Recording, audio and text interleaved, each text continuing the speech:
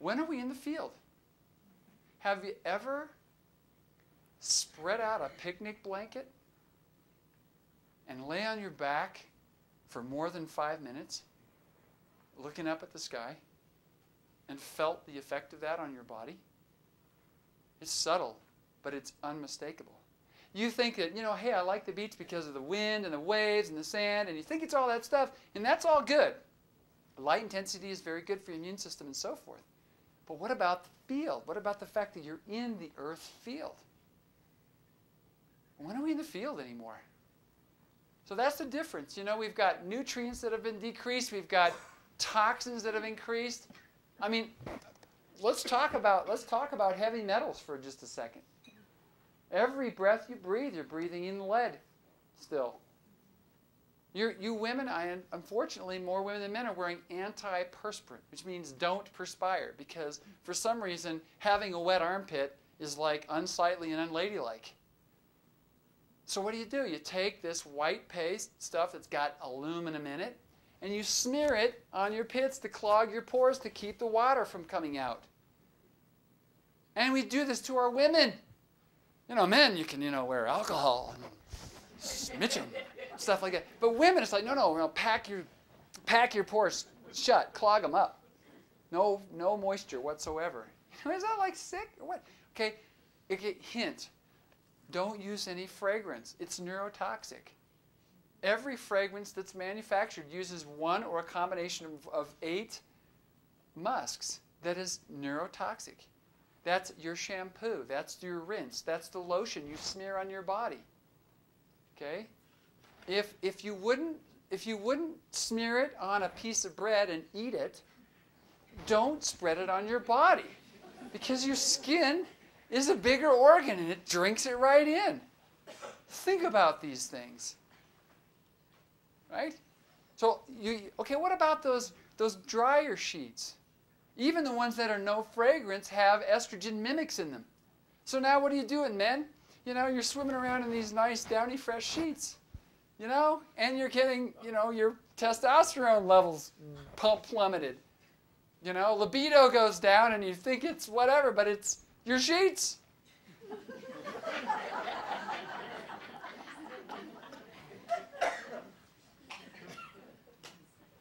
We're under attack by these environmental toxins. I could talk forever. It won't do that. Volume has increased 150 times. Speed has been multiplied. Time has been multiplied. Here's the big one. Electrosmog. Electrosmog. You can't see it. You can't feel it. You can't taste it. But it's there. Here's the Bioinitiative report. Those of you who are scientifically minded, go grab 2009 Pathophysiology. It's a journal, medical journal. Pathophysiology, August 2009. The whole journal, issue 2 and 3, is all about a reprint of the Bioinitiative report by an indexed, abstracted scientific journal. Because the Bioinitiative report has concluded that cell phones cause cancer, period. We got to deal.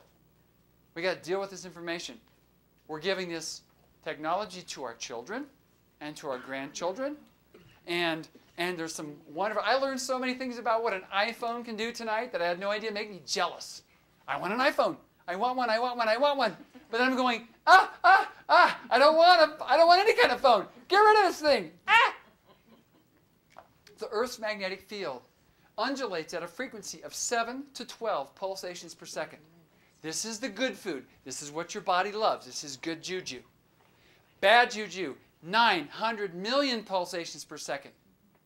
Your body has no clue what to do with this. Have you ever heard this before? Of course not. I mean, that's what... I'm so glad you're here. You need to be here.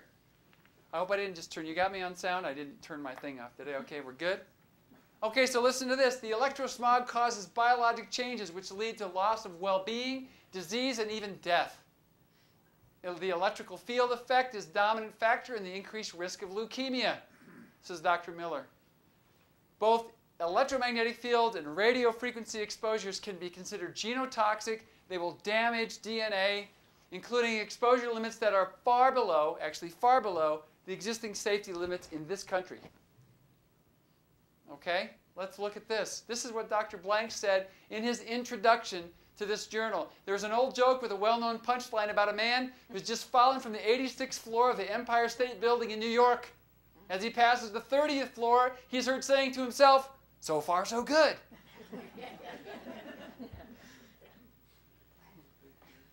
Folks, stuff's making us sick. Nancy Wertheimer did a study at University of Colorado School of Medicine. Took all of her leukemia kids, put them on the map. Then she overlaid the power grid of Denver, Colorado. Oh, my goodness. She had to publish her findings. Live by the power. The relationship between exposure to high power lines and leukemia is incontrovertible. Now, exposure to radio frequencies from cell phones and from DECT phones, even from compact fluorescent light bulbs. Do you know that you can't buy an incandescent bulb after 2012? You have to buy a compact fluorescent light bulb that's putting out these radio frequencies and electromagnetic fields that will burn you if you have electromagnetic hypersensitivity syndrome, which now affects 3.5% of all Americans severely and 37% of all Americans moderately. And that number is rising to 50% by 2017. Electromagnetic hypersensitivity syndrome, are you kidding? Well, let's show you what that means. I want you to look at the right-hand side, right here. The right-hand side. This is a study of a diabetic who has electromagnetic hypersensitivity syndrome. Now, normally when you exercise, your blood sugar goes down because exercise forces the glucose molecule across the cell membrane so that your blood sugar goes down. So on the right-hand side here, we see before exercise, after exercise, it goes down. Before exercise, after exercise. Now, where are we exercising? We're exercising in the mall. We're walking in the mall. So, perfect. Before exercise, after exercise. Same patient over here, same patient. Here, this patient is walking on a treadmill that you plug in, that you turn on, that has a motor. Because it has a motor, it's putting off electromagnetic fields that are incompatible with human health. Look at this person. Same person. Before exercise, after exercise, blood sugar goes up, not down. Before exercise, after exercise, it goes up. Before exercise, after exercise, it goes up. Dr. Havis did this study at Trent University in Ontario, Canada. Her conclusion: there are people with electromagnetic hypersensitivity syndrome that go into a doctor's office. There's all this electromagnetic stuff in the doctor's office. They get tested, their blood sugar. They test high for their blood sugar because they're electromagnetically hypersensitive, not because they're diabetic. So she's coined this type 3 diabetes. You might not really be diabetic. You might not really need to be taking glyburide or glucophage or taking insulin shots. You might be electromagnetically hypersensitive. Easy way to tell. What you do is you get your blood drawn, find out if it's normal or not, then go sit down at a computer for an hour or two, and then get your blood looked at again. That'll diagnostically tell you whether or not you have EHS, electromagnetic hypersensitivity syndrome. Okay, there's dirty electricity in the walls. And I can show you graphically what that looks like, et cetera, et cetera. That's beyond the scope of our presentation, but how are we going to protect ourselves? Just as there is bad bacteria in your body, there's also beneficial bacteria, right? You've heard of bifidus and acidophilus and all that good stuff. We know that there's good organisms living in us that help us with our health and with our immune system. In the same way, there's bad bacteria that can kill you. Like that, good bacteria, bad bacteria, there is good electromagnetic fields and bad electromagnetic fields. The bad ones are in the environment, man-made. They don't match or they're not compatible with the Earth's magnetic field. There's also good electromagnetic fields called pulsed electromagnetic fields produced by the MRS 2000. The same frequency, the same intensity as the Earth's magnetic field. That's how you protect yourself. When you get tied up, rotten, gnarly, bad blood cells, lay on this thing, get a retest afterwards. You get a retest afterwards. It's proof positive that this thing is having an insular effect and a very nice beneficial regenerative effect on your blood. We'll show you some slides of that as well. But first, I'm hoping this is going to work. I'm turning this on, and we'll see if this goes. Yeah, here we go. Can you hear that? Can you hear? It's a little aria. Listen carefully.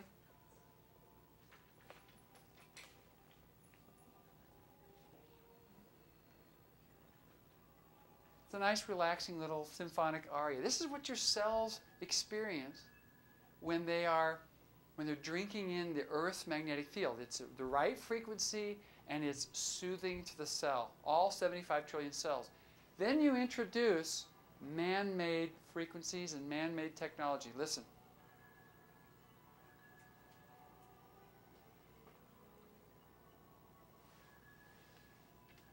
Hear that? Now it's being interfered with. You can still hear the aria?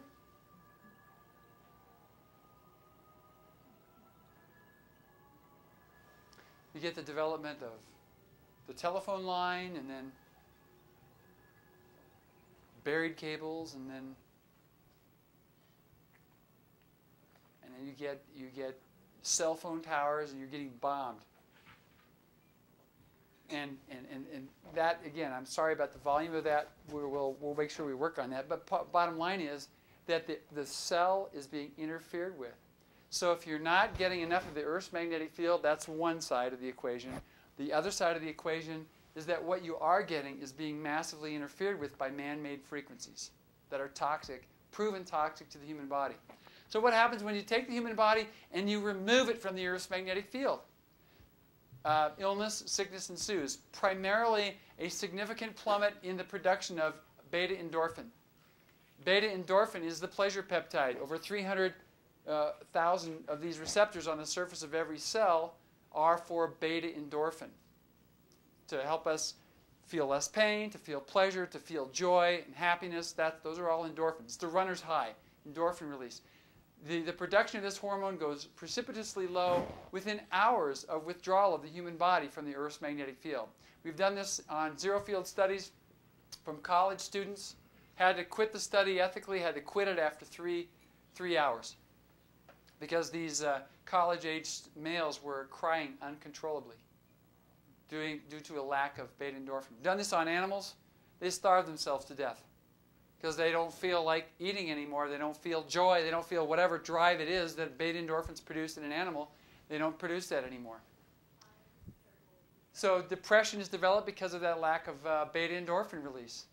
Now again, very busy slide. The only thing I want you to draw your attention to is these numbers in blue. 7.83 hertz is the Earth's frequency produced by Schumann waves, 200 lightning strikes around the Earth every minute. This produces an undulating electromagnetic field that the body was intended for. Okay? Up there you have 11.79 and 11.75. Those are the measures of the Earth's magnetic field in frequency at the equator and at the North and the South Pole. Bottom line, between 7 and 12 hertz, those are the frequencies of the Earth's magnetic field. Not 900 million hertz or 9 billion hertz. We're talking 7 to 12 hertz. That's 7 to 12 pulsations per second. That's what the human body was designed for. This slide demonstrates the fact that cells normally are supposed to die. Brenner, Sulston, and Horvitz discovered the phenomenon known as apoptosis and won the Nobel Prize in 2002. Apoptosis means that every cell has a life cycle. When it's done, it dies. Perfect. Problem. Cancer cells don't die. They do not apoptose. We've got literature now that has studied the effect of pulsating electromagnetic fields on cancer cell lines. And it's pretty curious, but if you expose these cancer cells, they learn how to die again. They start to apoptose.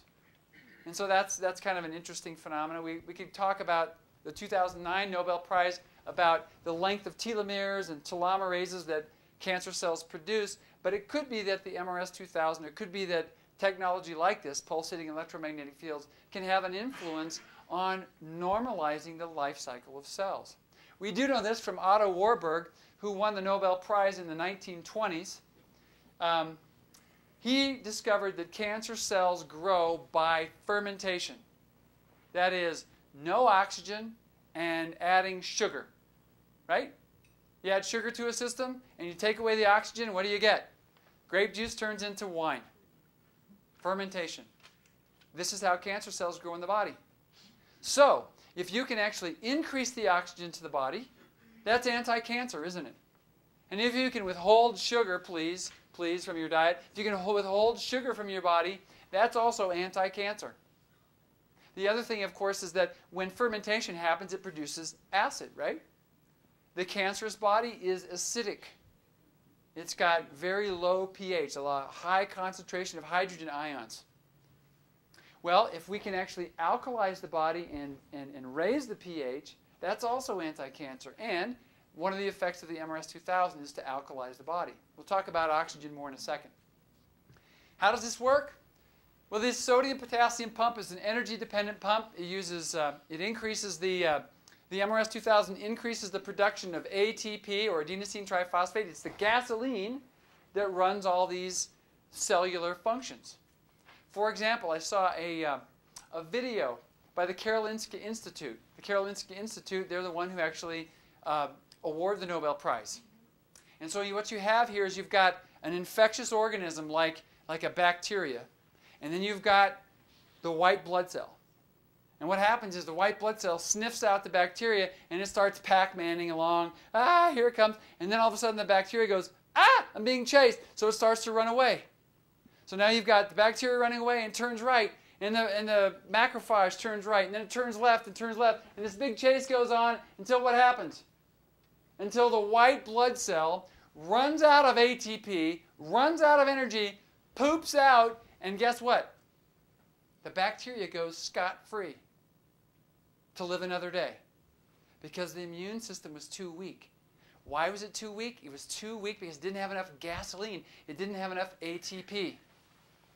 Okay, so by increasing ATP production by the cell, what happens?